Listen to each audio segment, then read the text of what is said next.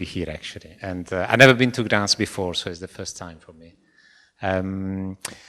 I had also a presentation, but I think we will skip it at this point. I think so. That's no point to go on. I'll do my best. Thank you. Anyway, I was when I received the invitation actually from Aneta, I just we were talking about Alternativa and the fact that Alternativa, this part of Alternativa is centered on the idea of materiality, and in the specific, it's about the indexing of objects and architectures and other forms of material culture. In a place like this, Gdansk is a kind of a post-industrial location. And so taking on board the idea of the index, I took it on board actually literally, I have to say. Especially because I received also the invitation to contribute to the Alternativa Dictionary, which is a publication which is part of the Visual Arts Festival, which will be distributed later on. And in the rationale, let's say, in the concept of the Alternativa Dictionary, there is a question that it was asked to me and to other contributors as well. And the question was, if you could identify one term that is a key to your practice, what this would be? And then it was, I quote this one, it was going on about a bit exploring, expanding this question. And it was saying, it's not about being encyclopedic and representing existing body of knowledge through specific terms, but it's about opening the possible way of knowing that might be parallel, in contrary of filling the void in what we already know. If I had to translate this statement, I would put it in this way. A dictionary or an Alternativa dictionary, it's not to describe the way that artists and cultural producers work, but rather the way they think. And the way they make connection and produce meaning. This is my interpretation, at least. In a way, the difference between the way artists work and the way artists think is the same between proposing a dictionary about philosophy, where the progression is quite linear, if you want. A dictionary of philosophy considers the origins, considers the provenance of the ideas, builds on previous ideas, either by assimilation, by digesting them, or by opposing them and moving on. And a dictionary about critical theory, where there is no linear lineage, so to speak, and the progression is rather dispersed, is rather lateral. Each idea sidesteps basically the one before, or the one that comes after, borrowing from different phenomena and activities. So it combines different fields, let's say, not necessarily related. And, or if you're involved in textile, it's the same thing about knitting, where what you make is linear, and crochet, where what you make is expanding. So I took this actually quite literal, I was explaining before, and I propose here a series of thoughts that I bumped into recently, the last 6 months or so. These terms or tags are generated by myself or borrowed from others, readapted, remembered. Some of them remember in detail, some of them remember by heart, so probably not remember correctly. And some of them generated by filling the gap, and filling the gap generated by this lack of information, which is the same things that our brain does when we present information through the screen. We see a curve on the computer screen, where in reality there are only square blocks of pixels. So let's begin with the first tag, which is shifting. Shifting of perspective, therefore, of understanding. And this is the tag I propose to the Alternativa Dictionary as well. An artist embraces the challenge to engage with communities, who are physical or ethereal, incorporeal, communities that are present, past, or future, realizing a project interdependent on audience, on work, on the medium used for that work, and on the context in which it takes place. And this it might be that is an artwork, or is an exhibition, if you are a curator something, is a festival like this one, or a symposium, or other platform where audiences actually have quite a complex control over the content. And that's something which I'm really keen to discuss, because when you present something, if you are a curator, if you are an artist, if you are a producer, your perspective are actually tested, and sometimes are subverted, and sometimes are even used against you, which is good, I think. From this follow that artworks and not artists and not the curators own the possibility of interpretation. And the viewers, not the artists and not the curators, own the capacity to consider what it is that they are intended to see, read, or hear, and in which way is intended to be experienced. And I subscribe to this because I experienced personally. I add, and that comes as a self-criticism, I would say, that I became quite skeptical about curatorial projects, including my own, where I tend to see the authorial position excluding an antagonistic space, excluding the possibility of shifting this perspective, where the content and the way of experience is somehow dictated by the artist, the curator, the setup, or the interpretation material or other. And it's something that I learn in time, really, and I'm still lacking on it, I have to say. That brings me to the next tag, which is translation. And I have to thank Reloading Images and Sam Thorne to this. In Italian language, the term translation, traduzione, derives from the Latin traducere, to conduct, to pass, to go beyond. And the term shares the same root with two other words, tradire, which means to betray, and tradizione, which is tradition. Literally, it means to deliver, or delivery, from the verb tradere, to give, to hand over. The late Stuart Morgan suggested that criticism, being an act of shifting an experience from one language to another, was closer to translation than to commentary.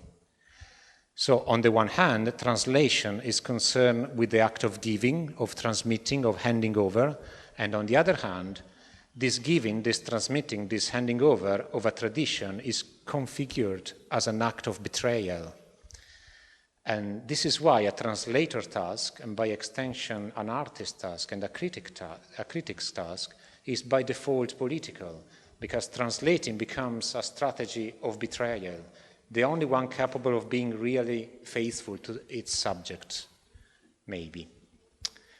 That brings me to the next tag, which is obviously criticism. And my thanks go to Jörg Heiser. We live in an exciting time indeed, he says, when what art is and can be is up for grabs, so to speak. This allows a myriad of positions to be expressed, many of which rub against each other in a productive way. Art made today is very much in line with the complexity of people's lives. And criticism clearly addresses this by testing art in various ways. For instance, does this artwork reflect its time? Does it use its material or approaches in a skillful or imaginative fashion?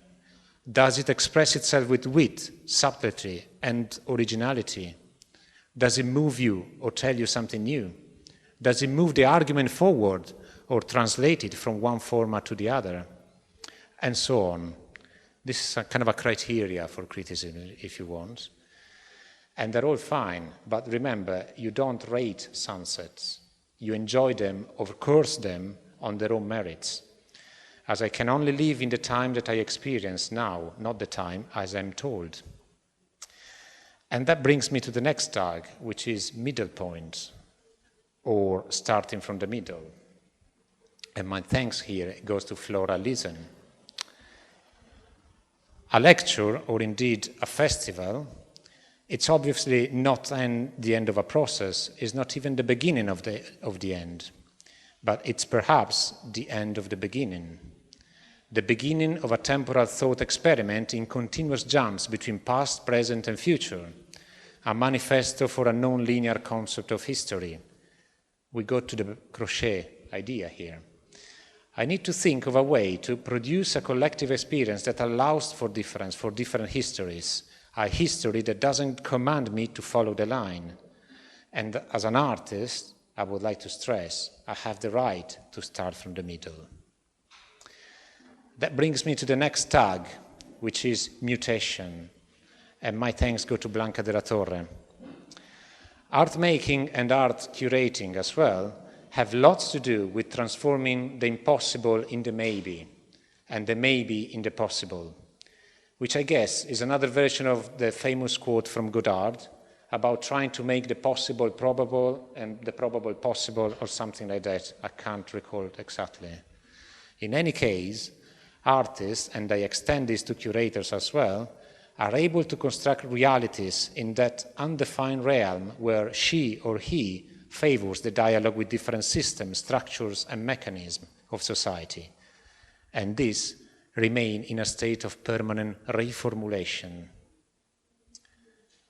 Which nicely leads me to the next tag, which is problem. And it's not just problem defining, actually it's not just problem solving, it's more problem defining. Artistic and curatorial agency at best not only has to raise questions, but also inhabit the problem and be skilled in problem definition rather than problem solving. One effective method to achieve this is to decentralize a field of inquiry, shifting ideas across multiple borders, being these borders physical or metaphorical.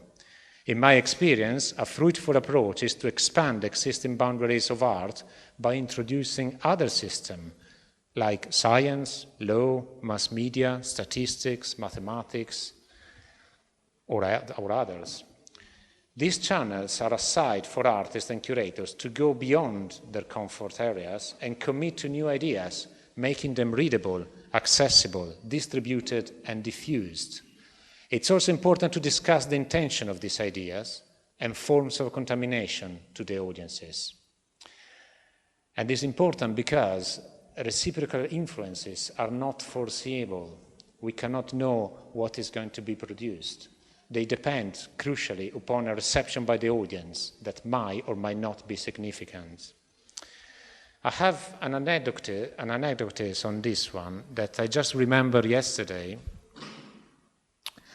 And I just recalled that in an interview on eFlux journal last year, Julian Assange, the WikiLeaks initiator, let's say, he exposed something that was particularly interesting in my opinion. He said that censorship is an economical act because to suppress information requires huge amount of resources, both financial and human resources. In effect, these whole activities emits an economical signal that anywhere it happens, the potential impact of the data involved that wants to be suppressed is real and can tangibly affect political structures. This is what he mentioned in the interview. And I thought actually that defining the problem, in this case, from a political sphere of censorship to a matter of economical measurement, in order to understand how and when a structure is primed to change, it seems to me a very effective way of working and to be relevant. It almost makes censorship an opportunity rather than a limitation. This brings me to the next tag, which is interloping, or trespassing, if you want. My thanks to Kathy Haynes.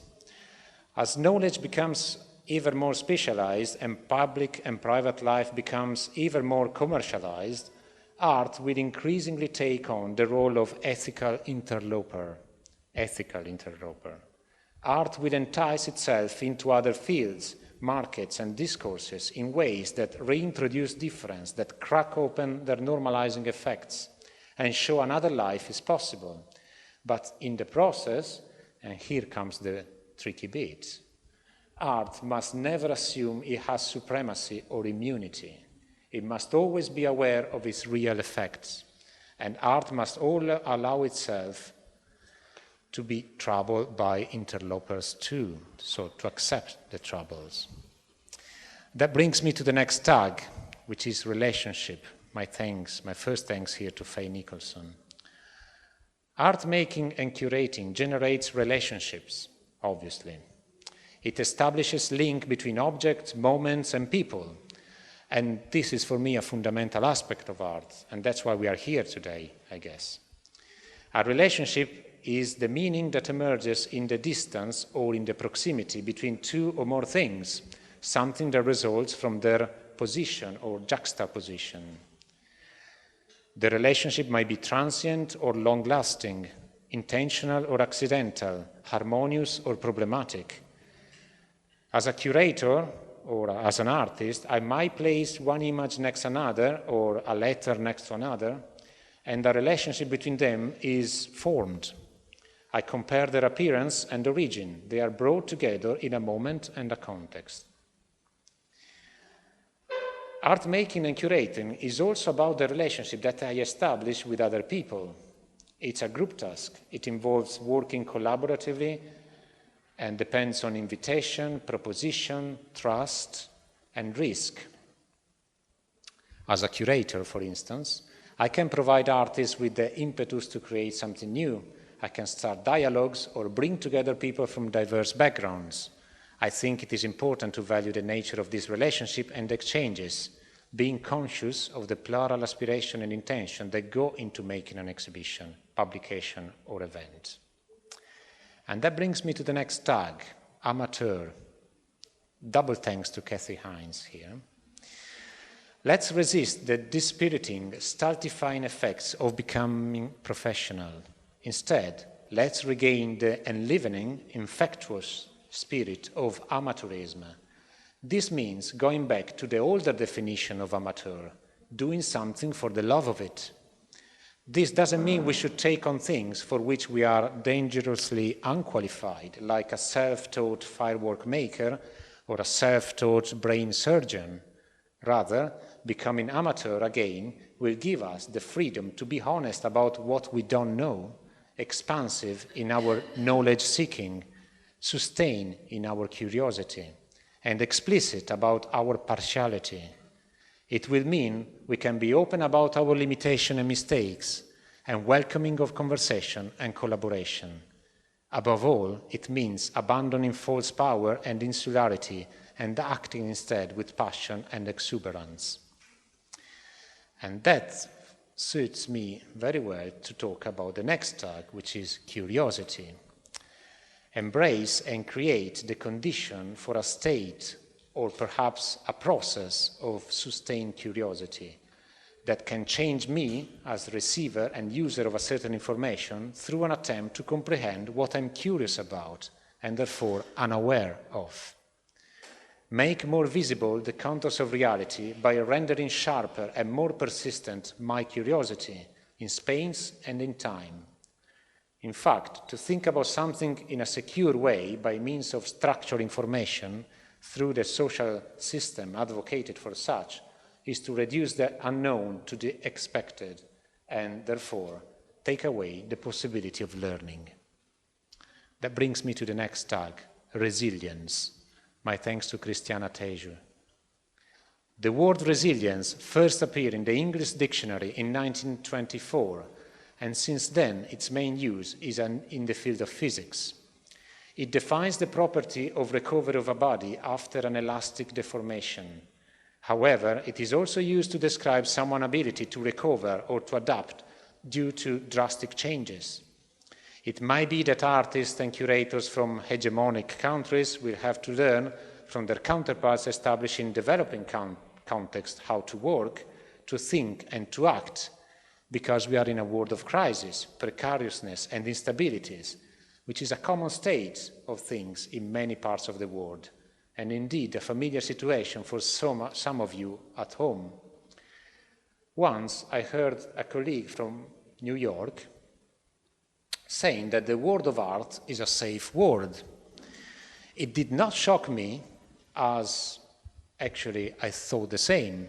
However, it shocked Christiana, for instance, as in her practice in Brazil, the world of art is not preserved or safe at all.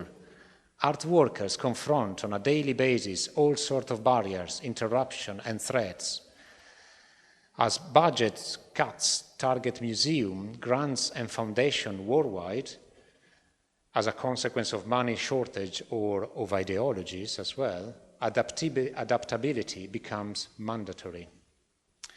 And that brings me to the next tag, which is not adaptation, but is exaptation as opposed to adaptation. Studying the biological design of the living species, scientists Elizabeth Verba and Stephen Gould coined the term exaptation, I think in 1982, I'm not sure about that, to indicate those characters that appear for a specific reason in the evolutionary process, but develop further to become a broad and universalized element of survival. An exaptation, in other words, is a character evolved for a purpose other than that for which it is currently used. Basically, it's a trait evolved to serve one particular function, ultimately serves another one. Bird feathers are a common example. Initially evolved for temperature regulation, they were later adapted for flight, which became the main feature of birds. In some time, of course. And that brings me to the next tag, precisely time.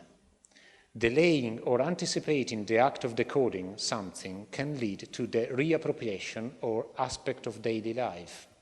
Acting and being implicated through art in a non-synchronized way is an act of critical engagement rather than a cognitive fact. For instance, reading an old daily broadsheet, say of 2 or 7 years ago, can actually give you a chill if you try. Whether out of fear or excitement about how history and the historicization of facts and opinions through mainstream media outputs is an ongoing construct. To read life in a non-real time is not a matter of fabricating the present or documenting the past or imagining the future, but simply about embracing one among the many possibilities of awareness. Being aware is the essence of participation. I partake in this process only if I decide to size some distance and use this gap, time gap, to constantly undermine and reconstruct its proceedings. Here, art making and artists and curating and curators can be highly effective in proposing narratives that embrace this time-space distance and seriously consider an artistic reading of reality, the here and now seen tangentiality. Indeed, this puts what has been said, what has been done, or thought into a wider perspective, which in turn allows space for lateral thinking. These extra layers of thought ultimately informs and gives insight into what to do next, rather than what was done before. In treating the reality of the world as a series of constructed events, I reinvent my daily reality. I read any landscape, any fact, any situation as though it were an artwork. That brings me to the next tag, suspension. What counts in the end is the position of perennial rework, research, and reading of things, avoiding what we could call the statement of reality. It requires us to suspend our notion of the experienced as something fixed and immutable. This attitude does not create fiction, but changes the mode of reading a work, first exposing some fabrication and then withdrawing immediately. This goes hand in hand with the disappearance of art as a distinct, autonomous, encoded, with specific media and tools, practice, and with the idea of interactivity. As mentioned earlier, the facts themselves are artworks precisely because they are processes. The idea of representation of the others and of the self is not immutable, but constantly in a state of becoming. What I am is attributed by others, what I see by myself. And that brings me to the next tag, constraints. Double thanks to Faye Nicholson. Constraints are inevitable. We are always working with or against restrictions in time, in space, or money. They highlight the pragmatic aspect of art making and art curating as well, which cannot be ignored. Beyond this fundamental idea of practical consideration, I like to think of constraints as a generative strategy for making something in art and in life at large. By imposing constraints, I am forced to consider the economy and quality of my decisions and work with materials or situations in new ways. Paradoxically, constraints can be extremely liberating, pushing me beyond my usual routines. When organizing an exhibition or a festival like this, inviting artists to undertake commissions, or when making work myself, I like to put limits in place from the beginning. For example, creating a central structure to adhere or react to or depart from, often resulting in a fantastic array of diverse responses. Like curating, one might say, like life, some other would notice. And that brings me to the next tag, which is model. I reiterate here that I start to get closer to the core of my reality, not when I represent it or absorb its representation, but when I construct a model for it and I declare it. When I consider it as a possibility among many others and not as a given, irreversible fact. Only when I engage with the possibility of something can I try to change what is important for me. It is a matter of connecting what I already know with what I do not know and am curious about, placing the new, old, in sequence with other knowledge. If we, as interested public, accept the opportunity to develop this or that topic in time as part of our own story, we activate a sort of witness process and we become audiences. That brings me to the next tag, embedded. My thanks to Kari Conte. What is the reciprocal relationship between an artist, a curator, and a place? There is a certain degree of expectation from the art world for artists and curators to be itinerant, to move from place to place in order to fully grasp the global span of contemporary art practice. I imagine instead that more artists and curators will have significant and long-term investment and commitment in a particular place, producing new set of relationships between the local and the global. Salah Hassan recently stated that the most interesting artists simultaneously live in the center and in the periphery. I like this idea. As artists work more and more in situation-based context, curators will live and work for a long time in the same place and will engage with local dynamics or more intimate levels, which generate productive potential for future cultural production of that place. Life is not so much about who I am now, but who I will become. It is projected towards the future rather than an agency of the past. It is a question about how I choose to think of myself. By extension, how artists, curators, and audiences think of themselves while producing, engaging, or using an art exhibition. Today's reality becomes not a fact to be understood, but rather an effect to be produced, in which you and me are precisely embedded. That brings me to the next tag, sense, as well as non-sense.